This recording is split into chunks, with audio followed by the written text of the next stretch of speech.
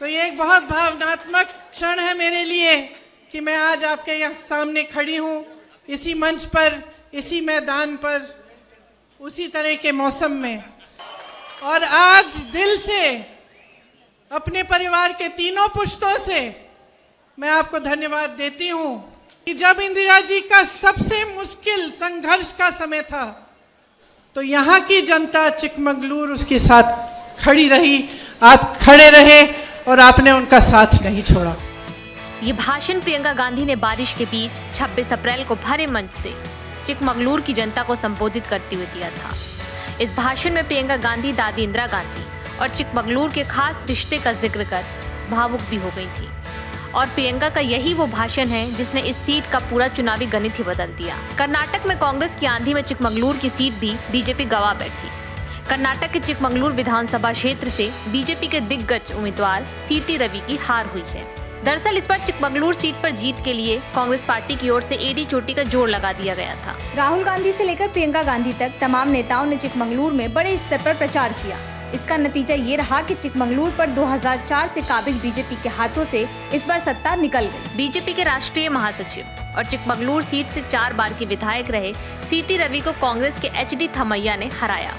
दरअसल HD थमैया BJP नेता BS Yediyurappa के करीबियों में से एक है। वो बीजेपी छोड़कर कांग्रेस में शामिल हुए थे।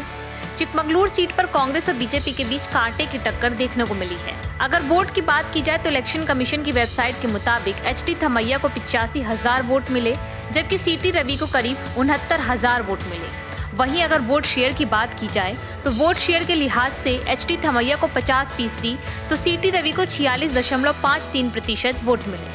वैसे आपको बता दें कि सीटी रवि येदियुरप्पा विरोधी खेमे के नेता माने जाते हैं।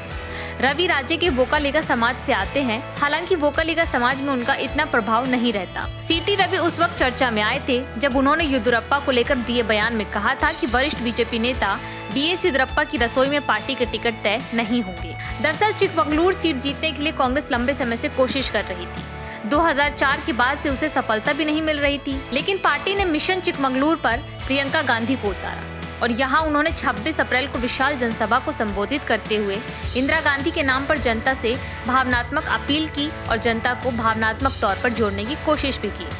और आज दिल से अपने परिवार के तीनों पुश्तों से मैं आपको धन्यवाद देती हूँ कि जब इंदिरा जी का सबसे मुश्किल संघर्ष का समय था तो यहाँ की जनता चिकमगलूर उसके साथ खड़ी रही, आप खड़े रहे और आपने उनका साथ नहीं छोड़ा। उनके खिलाफ भी एक केस लगाया गया और उनको भी संसद से निकाला गया। आप उन्हें संसद में वापस लाए। आपने उन्हें आत्मविश्वास दिया कि नहीं, इस देश की जनता अभी भी आपके साथ है, इंदिरा जी आप लड़ो। आज उनके पोते राहुल गांधी को उसी तरह से फर्जी केस डालकर संसद से निकाल दिया गया है। अब नतीजों के साथ ही साफ हो गया है कि कांग्रेस के मिशन चिकमगलूर को प्रियंका गांधी ने अपने कमाल के चुनावी कौशल की बदौलत न केवल पूरा किया बल्कि 19 साल पुराना सूखा भी खत्म कर दिया।